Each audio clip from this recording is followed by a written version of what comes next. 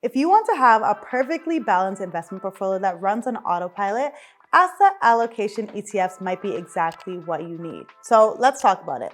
They're an all-in-one investing solution. They're diversified, automated, and they're also super beginner friendly. So in this video, I am breaking down exactly what they are, their benefits, some of the best ones out there, and whether they are the right fit for you. So let's get into it. So what exactly are asset allocation ETFs? This is one ETF that holds a mixture of different investments. So it can have stocks, it can have bonds, it can have alternative investments. It can also have other ETFs inside, and they're all wrapped up into this one single fund. Logically, this would be much easier than you having to go out and buy all of these different assets by yourself. So they make it easy for you and put it all in one. The best part about the asset allocation ETFs is that they automatically rebalance over time. So this means that if your stocks in your portfolio grow too much compared to bonds, let's say your ideal split is having 80% stocks and 20% bonds. But as your portfolio keeps growing, there's more stocks than bonds.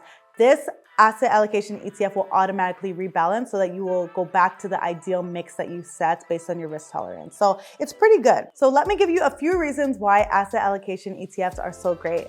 One, it's a fully diversified portfolio in one click. So again, these ETFs invest in hundreds of stocks and bonds across different sectors and different countries. So it's basically a way for you to set it and forget it. Some people's entire portfolio is just one asset allocation ETF because again, it's automatically diversified on your behalf. The second reason would be automatic rebalancing. So normally, as I said earlier, you would have to rebalance your portfolio manually, selling some of your investments and buying others. But this asset allocation ETF does it all for you. So no stress and no spreadsheets. And then the third reason would just be that it's perfect for beginners, or even if you're a bit more advanced like me. If you're new to investing and you want something that's simple, easy, you don't have to think about it, this is it. There's really no need to pick different ETFs. You just buy one ETF and then you're good to go. The last reason why I think asset allocation ETFs are so good is that they are great for long-term investing. So asset allocation ETFs follow a disciplined, rule-based strategy. So you're not really making any emotional decisions when you are investing. If the market goes up or the market goes down, it has nothing to do with you because again, it is a rule-based strategy. And that is a win. So let's talk about some popular asset allocation ETFs and then what's inside of them as well. These are some of the most popular ones out there that you are going to hear of. The first one is XEQT, and this is an extremely popular ETF.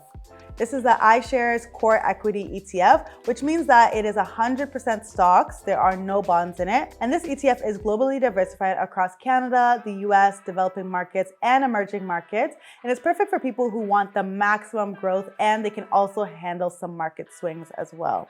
As you can see, here is the ETF. And right now, as of March 21st, 2025, it is $34.09. So it's pretty affordable as well. The total average return since inception is 12.774%, which is pretty solid. The next option is another popular one, and this is called ZEQT, which is the BMO All Equity ETF portfolio. So this is kind of similar to the other one where it's 100% stocks as well, but they have slightly different allocations. And I'm going to share with you what those allocations are. If we look on the BMO Global Asset Management page, you can see everything that's inside of this ETF.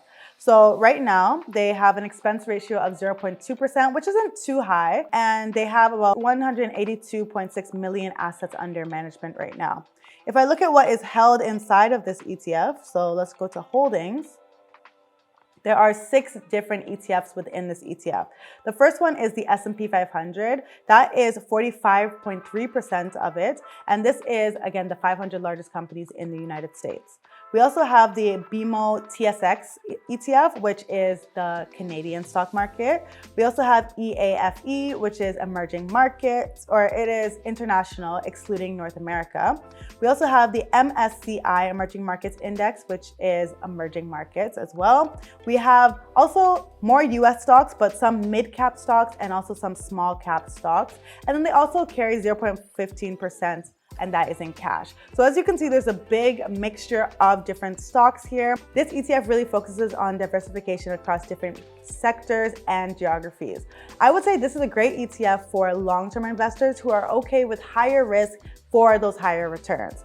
Some other options that you can consider would be VGRO. So VGRO is the Vanguard Growth ETF portfolio. VGRO doesn't take as much risk, okay? They are 80% in stocks and 20% in bonds. This adds a little bit more stability for people. This is best for those who want a lot of growth, but they have some protection against downside. Because typically when the stock market is struggling a little bit, the bond market is doing pretty well. So this provides you with some stability in your portfolio.